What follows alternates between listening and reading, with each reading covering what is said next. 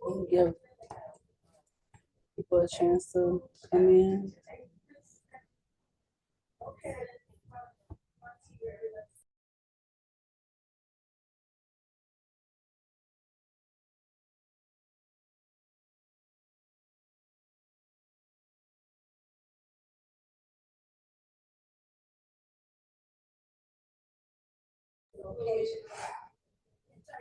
Good morning and welcome to the Department of Family and Support Services Reentry and Entrepreneurial Preparation Program, RFP webinar.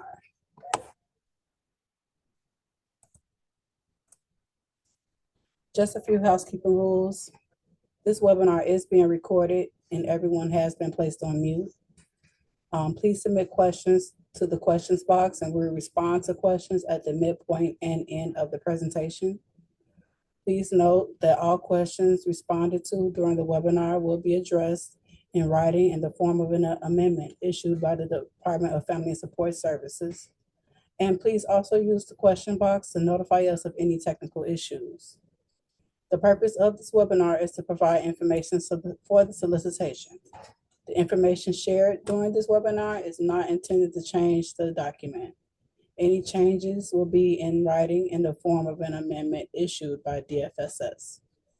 A copy of this recording will also be posted on the DFSS YouTube channel with a link to the recording as well as a PDF under the alerts and or funding opportunities tabs on the website. Please give it up to 5 business days to upload. DFSS retains the right to share a list of registrants to this webinar along with their contact and organizational information at our discretion.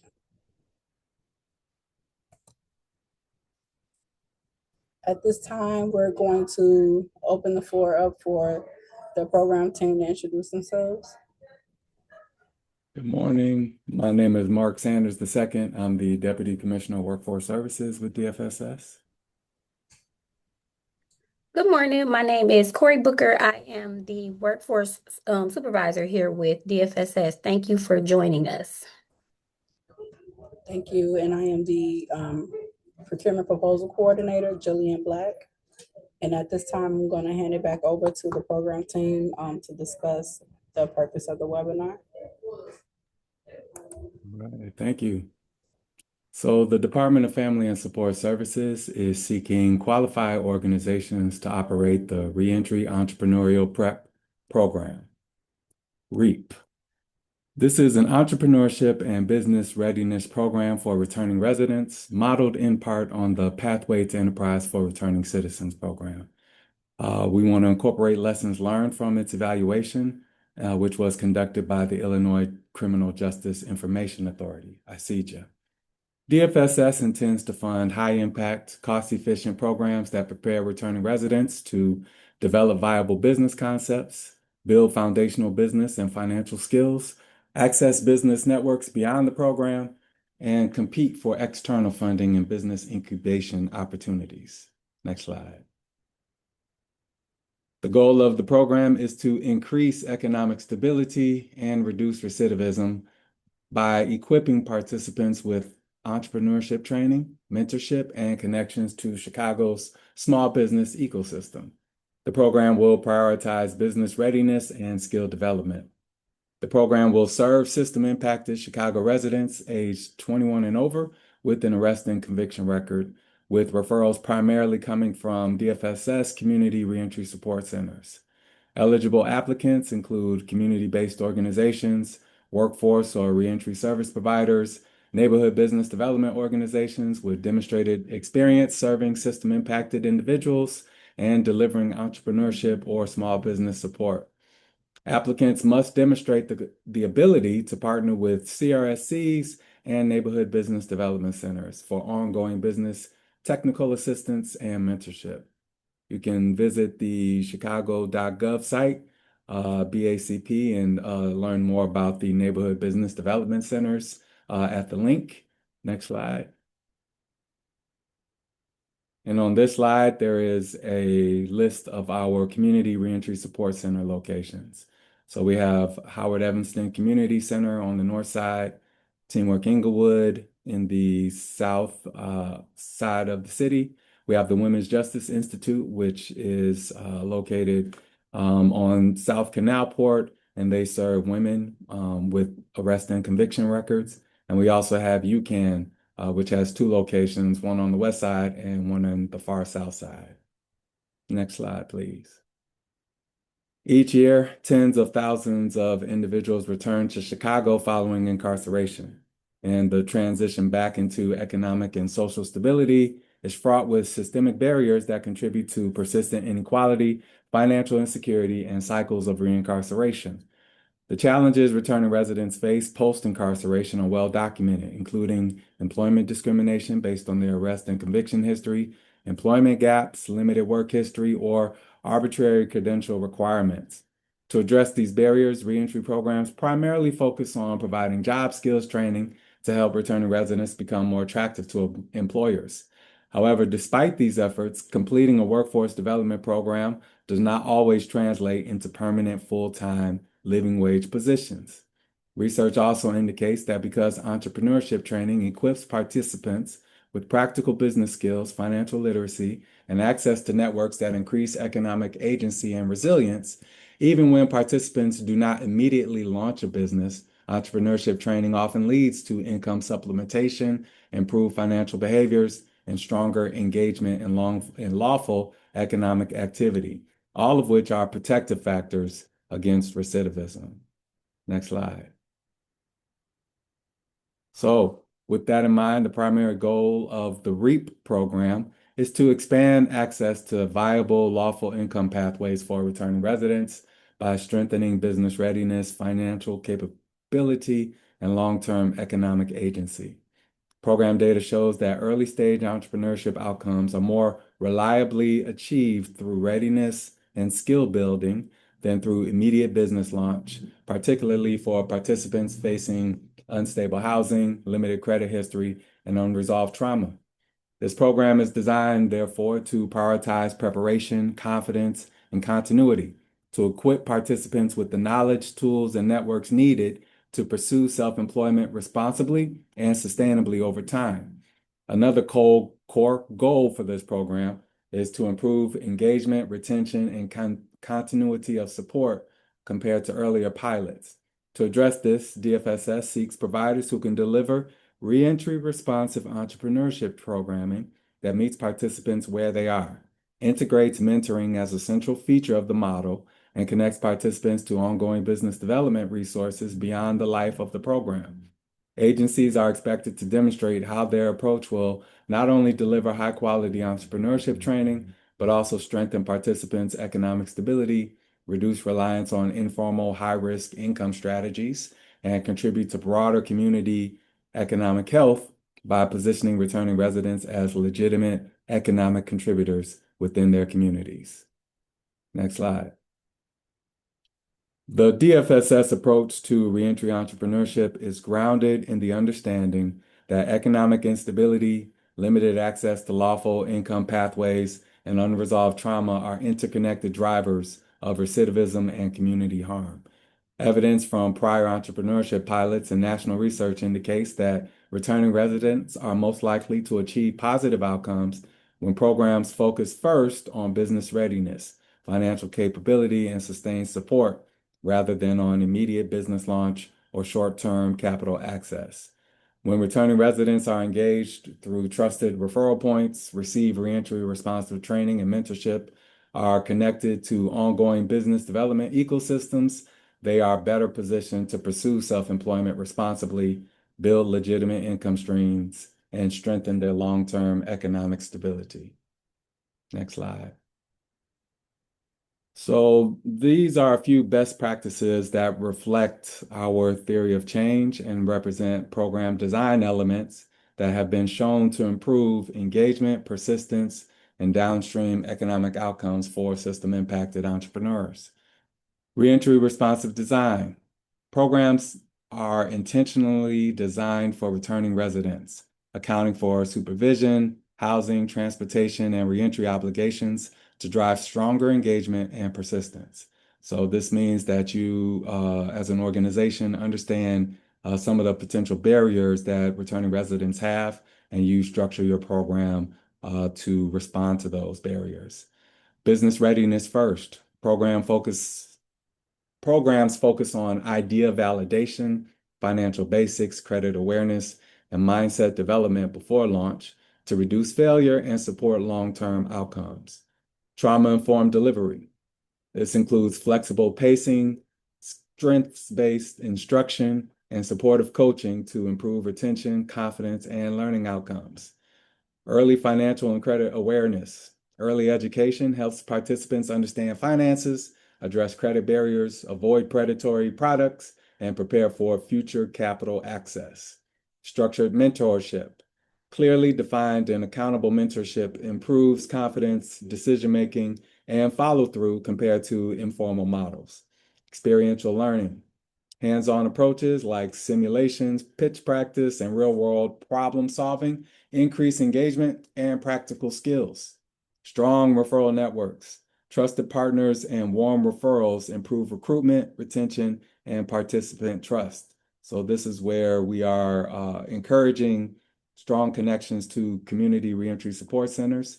They have developed a reputation for engaging returning residents, and they are very likely to identify participants that would be good fits for programs like this. So we want to make sure that we are engaging trusted partners and practicing warm referrals to improve those outcomes.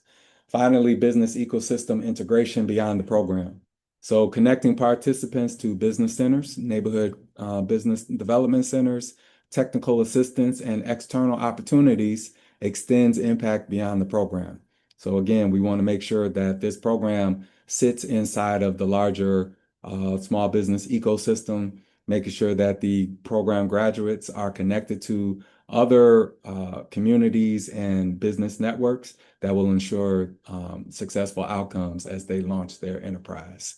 Next slide, please. And our target population, our DFS for the REEP program. This is intended for system-impacted Chicago residents, 21 and older, who aspire to start their own business. So system impacted means they have an arrest and conviction record, whether or not they've done time in a prison or jail.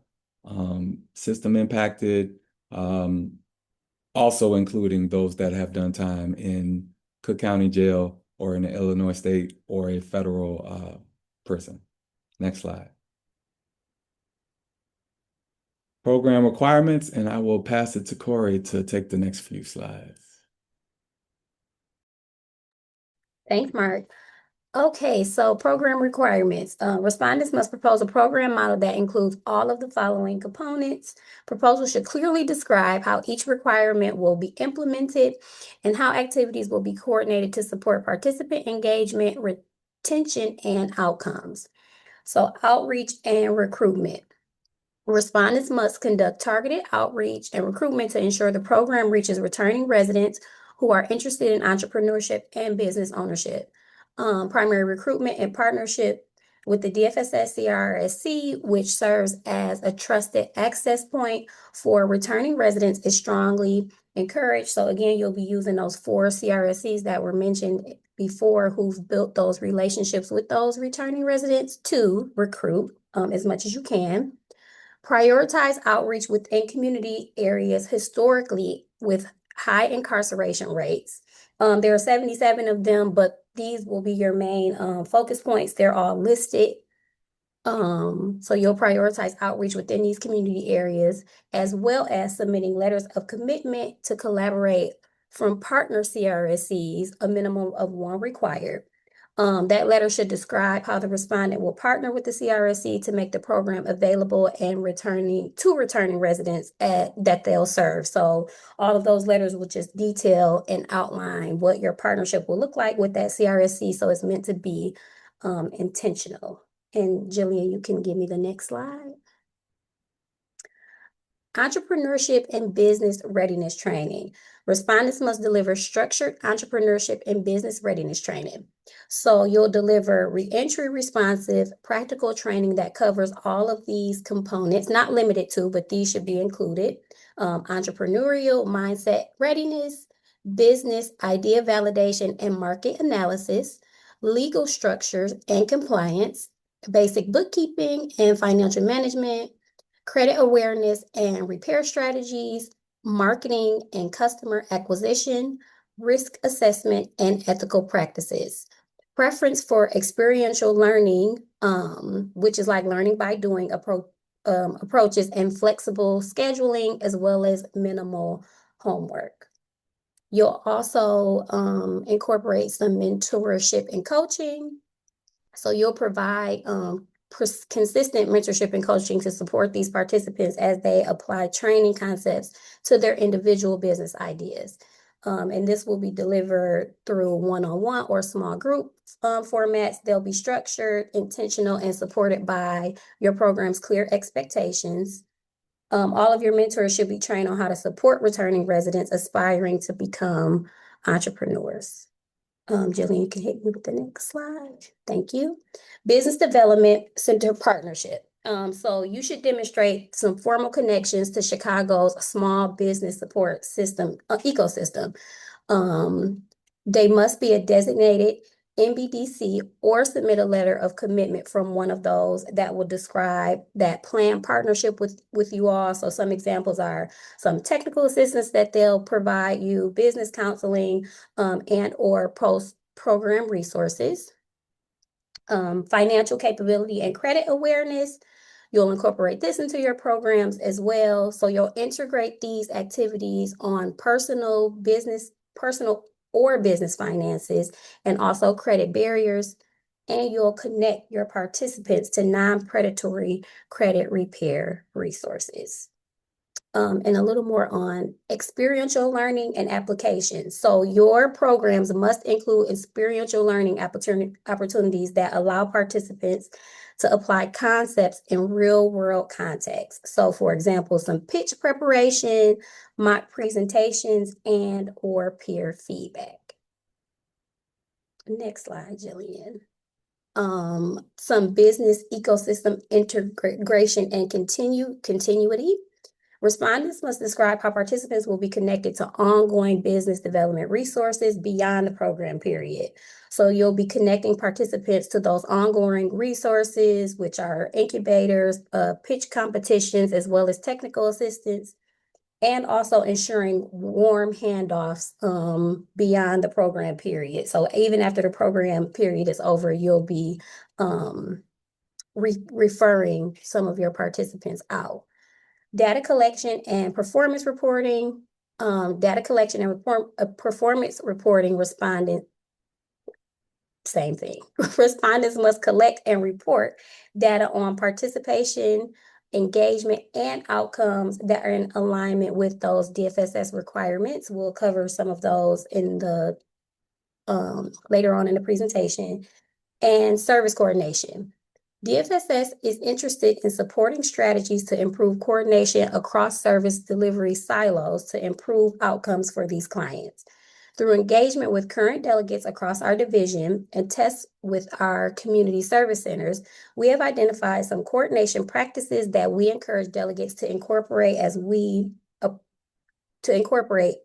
appropriate. These practices include systematically identifying clients who struggle to independently access other resources they need and providing a higher level of coordination to support to those clients.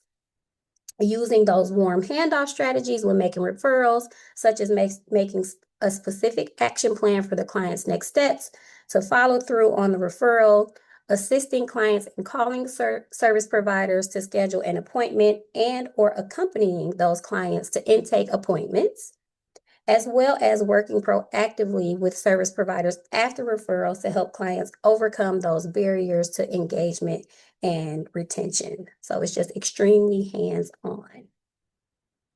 Next slide, Julian. And then a couple of those performance goals and outcomes are listed here. You'll have a number and percentage of participants completing core training components, and that's a minimum of 45 program completers in a year. You'll also have a number and percentage of participants completing a business concept or plan, minimum of 45 a year. A number and percentage of participants demonstrating increased understanding of all of those entrepreneurship fundamentals. Our target goal is 70% of your completers. You'll have a number and percentage of participants pursuing self-employment or micro enterprise activity within 12 months of program completion. And our target for that is going to be 40%. You'll have a number of participants registering a business or formalizing an income generating activity within 12 months of program completion. Our target is 15%. And a number of participants self-reporting increases in earned income through self-employment within 12 months of that program completion. So a lot of this will be happening during your program, but as you can see, we've built in some of those components to happen post-program to ensure that you are continuously working with those participants. Next slide, Jillian. These are some other performance indicators that we'll be tracking with through DFSS. And so that's the number of participants enrolled relative to planned capacity, attendance rates across those training sessions and duration of the participation, pre and post assessment of entrepreneurship knowledge and readiness, and then also number of participants participating in pitch events, incubators, or business competitions. Okay, so getting into the evaluation process. I'm going to pass it over to Mark. All right, thanks, Corey. So all responses will be evaluated independently based on the information provided within the proposal, as well as your responsiveness to the selection criteria. Failure to submit a complete proposal or respond fully to all requirements may make your submission subject to rejection. The commissioner, upon review of recommended agencies, may reject, deny, or recommend those agencies that have applied for grants based on previous performance and/or area need. DFSS reserves the right to ensure that all mandated services are available citywide and provided in a linguistically and culturally appropriate manner. Community involvement. And so this criteria includes the respondent demonstrates a clear understanding of returning residents aspiring to be entrepreneurs, including their strengths and assets, needs, and challenges. The respondent has developed a specific curriculum to better serve returning residents, and the respondent demonstrates client and community engagement activities that inform service delivery. The respondent demonstrates inclusive internal practices that promote fairness and access efforts, and is supported by leadership that reflects, actively engages, and/or represents the diverse communities served. Next slide. Organizational capacity. So for this criteria, we are looking to see whether the respondent identifies adequate essential personnel to devote to the work, describes appropriate staffing patterns and their qualifications in the context of clients to be served. This includes program staff or program oversight, management, etc., and has a compelling strategy to fill these positions in a timely manner. The respondent has adequate systems and processes to support monitoring program expenditures and fiscal controls. The respondent has secure data collection and management practices, along with adequate processes for quality assurance and timely data entry. Next slide. Strength of the proposed program.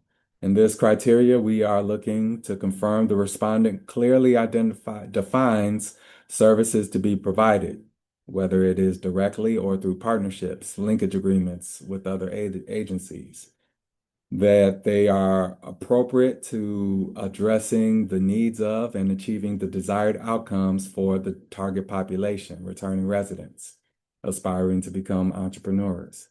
The respondent's proposed program is supported by a strong national or local evidence base and aligns with the best practices in the field.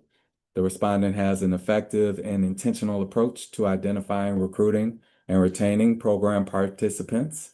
The respondent has partnerships or coordinates with other agencies to expand or improve services in a client-centered, comprehensive way.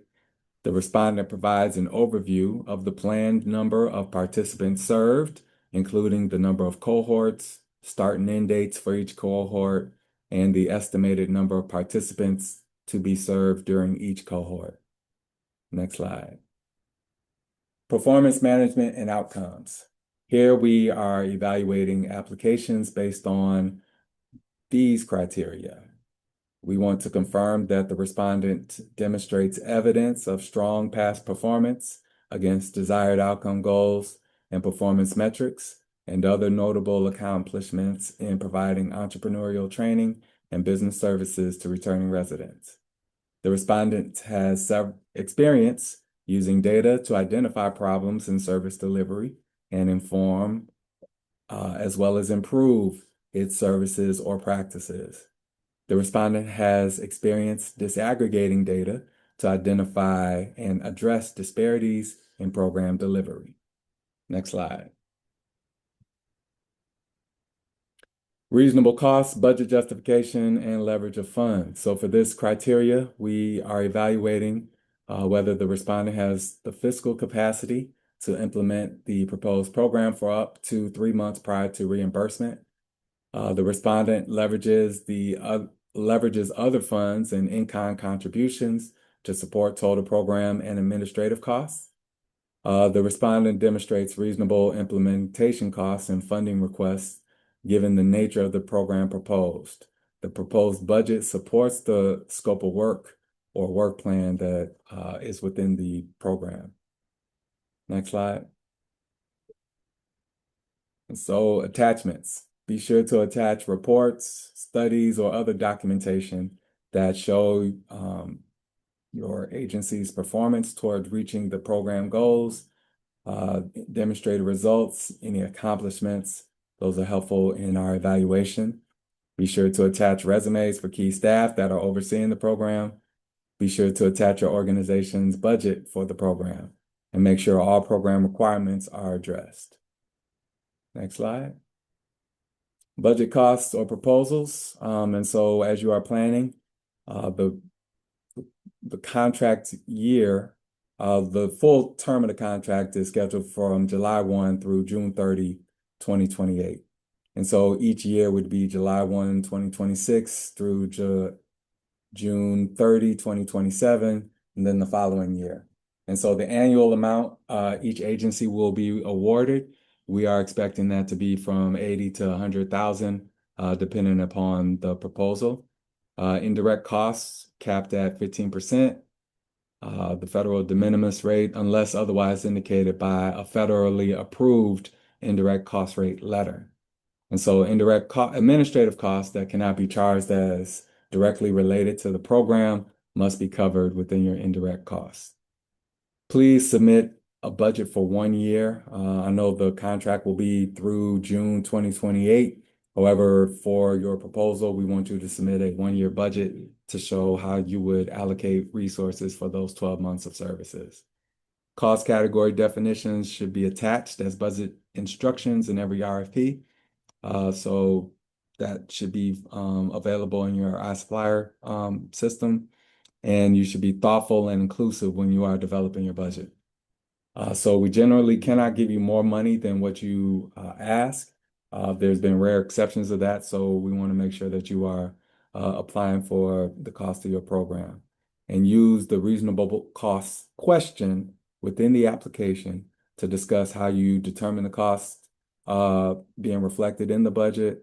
If the program exceeds the amount that you are applying for, you need to show how those other costs are being supported with external resources or in-kind resources. Next slide. Common errors that we see on budget or cost proposals. Sometimes the fringes are not accurate, so please check your calculations. Supplies are often under budgeted or over budgeted. And if they're over budgeted, those resources, how those supplies are being funded is not outlined in that budget. So just be sure to check for that. Client assistance is an appropriate and an allowable cost. So if you want to include that in your budget, just make sure it's reflected here. Make sure your job description titles and your job description uploads have similar or the same title. And if it's not reflected in the budget document, you should add a brief description inside that template so that we can understand what position you are describing as it relates to your application. Also, put your budget costs in the appropriate columns. And so just being mindful of those things, not doing that just creates confusion for the reviewer, and that could impact scores if your budget is not accurate. And so if the cost of the program exceeds the funding available, show how those expenses are being covered through additional funding sources, in kind, whatever the case may be for your program. Next slide. So here is the anticipated term of the contract as well as the funding source. And so the term of the contracts, as I mentioned, will be from July 1, 2026 through June 30, 2028. Based on program need, funding availability, and contractor performance, DFSS may extend the contract for up to 2 additional one-year periods. Continued funding will be dependent on the selected respondent's performance and the ongoing availability of funds. DFSS anticipates that each award will range from 80 to 100,000 annually, with the total funding of approximately 500,000 for this program together. And again, that the range of the award will depend on the program size. And so based on national benchmarks, we expect program costs to range from $1,800 to $2,200 per participant, $2,200 per participant, for high quality training, mentorship, and technical assistance. And with this cost per participants, we anticipate funding up to 6 agencies and serving collectively up to 275 returning residents each year. And this RFP is funded through Title 20 Social Services Block Grant Funds. These are administered by the Illinois Department of Human Services through the Donated Funds Initiative. Respondents must demonstrate the capacity to manage multiple funding streams and comply with all fiscal reporting and performance standards. All contracts will operate on a reimbursement basis only.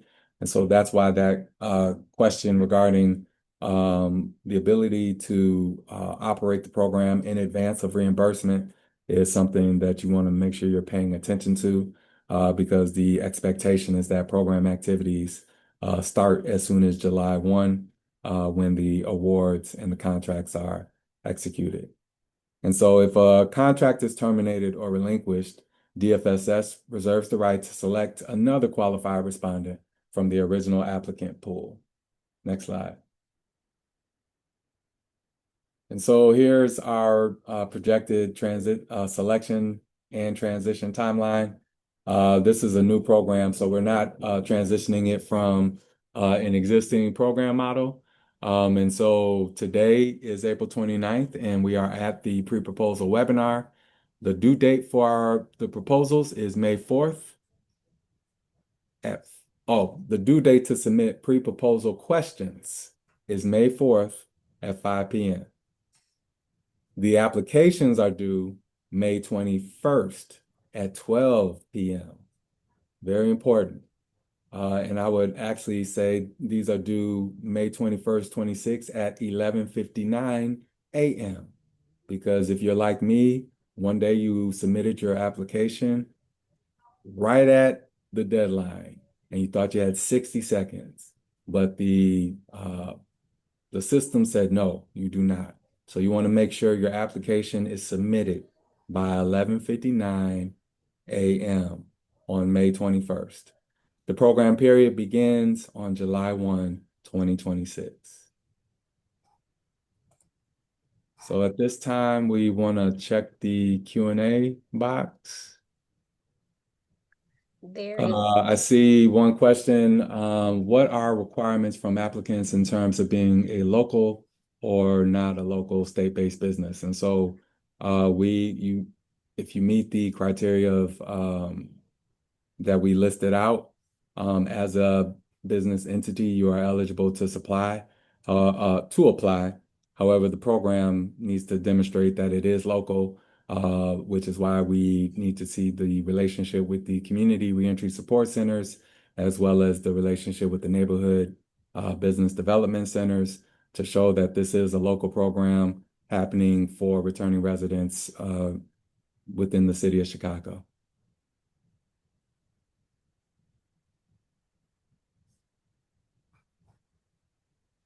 All right. Having no other questions?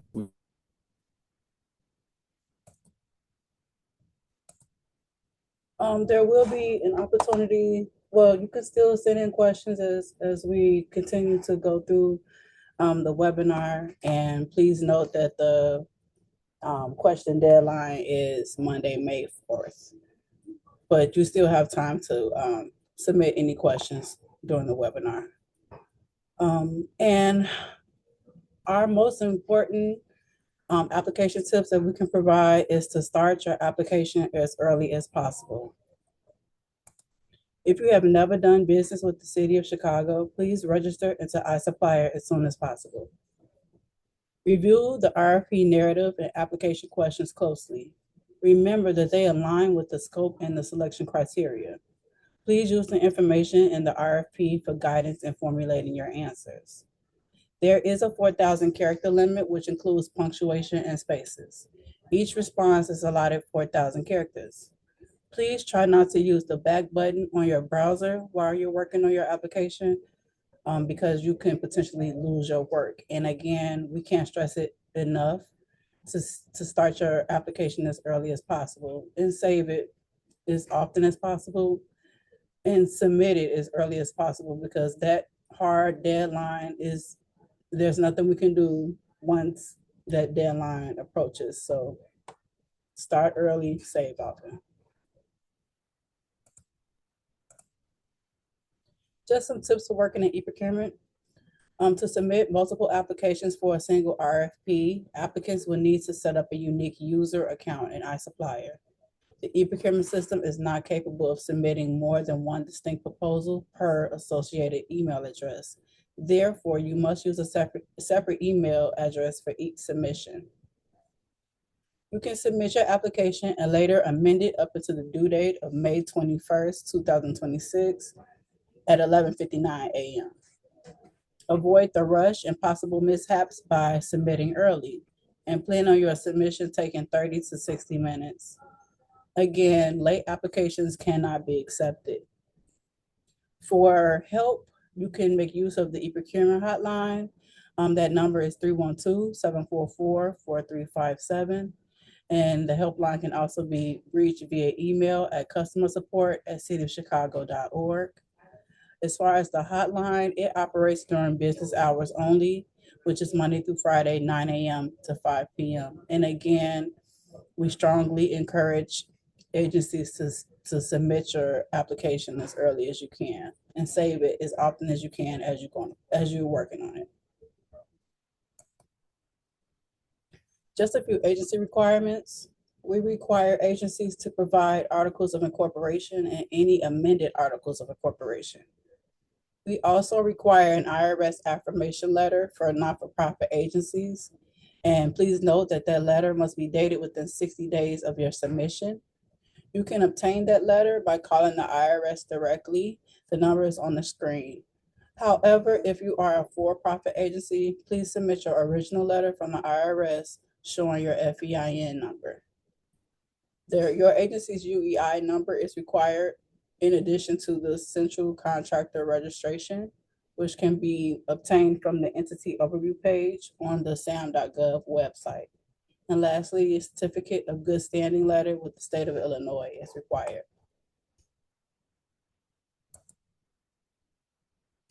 We have a labor peace agreement ordinance, which applies to all DFSS and CDPH delegates that have 20 or more employees working for their organization.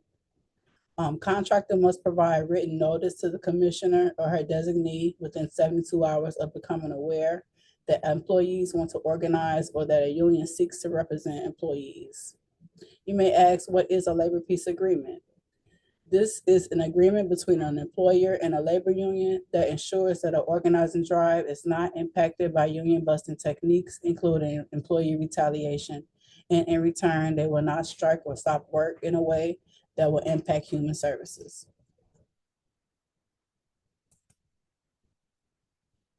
For technical assistance, there is a link to the RFP of interest on the DFSS webpage. Please see the alert section on our website. And for questions on registration and e-procurement technical assistant agencies, for agencies, again, you can contact customer support at cityofchicago.org, as well as the e-procurement helpline. The number is on the screen. And we also have training materials, which include documents and videos on the City of Chicago website under online training materials. And at this time, we're going to go into how to enter your responses and accepting amendments. First, you select Create Quote in a drop-down menu in iSupplier in the action box and click on Go. And that will take you to the application page where you can get started. If the RFP you are interested in has been amended, and in this case it will be, you will need to acknowledge and accept the amendment to start and submit your response. And to accept the amendment, you must click on View Amendment History up at the top of the screen. To begin your acceptance and acknowledgement process, please follow these steps after clicking View Amendment History. First, you click on the document number. Next, you click on the infinity or eyeglass icon to review the amended changes to the RFP. And then you click on the Acknowledge Amendments button to acknowledge receipt and understanding of the changes or the Q&A and proceed. And by acknowledging the amendment, you are indicating that you are aware of the changes or the Q&A made to the RFP in the amendment. When you get to this screen, you please click on the I accept checkbox and then click on Acknowledge. Then you click on Yes to indicate that you confirm your acknowledgement of the amendment. Lastly, you click on the checkbox that you accept the terms and conditions, and then you click on Accept to accept them. And that is the final step in acknowledging and accepting the amendment. And once the amendment has been accepted, you can move forward with submitting your application, which we'll go into right now. So when you are ready to submit your application, meaning that you've answered all required questions and you've attached all required documents, you start by saving your draft one last time and then clicking Continue.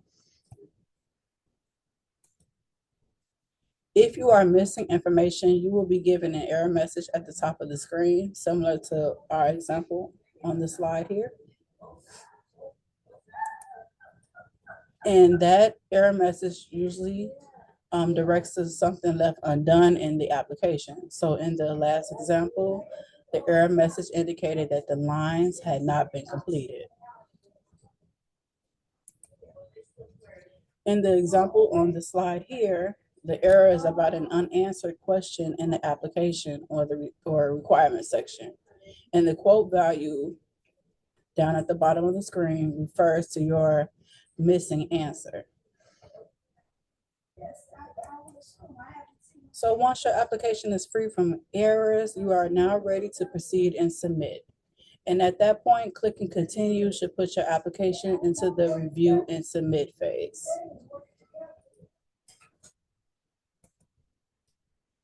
When you get to the summary screen, this will be your last chance to review all of your data and to confirm that everything is accurate.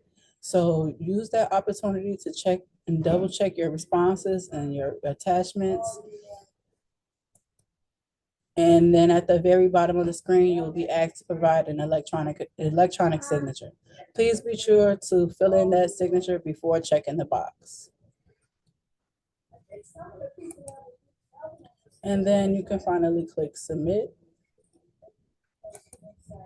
And then once your application has been submitted, you will see a screen similar to here, similar to the one on the screen. It's a submittal confirmation. And eProcurement will also send a confirmation email within 24 hours of your submission. However, feel free to email me if you desire confirmation prior to then. And at this time, we're going to open the floor back up for any last questions.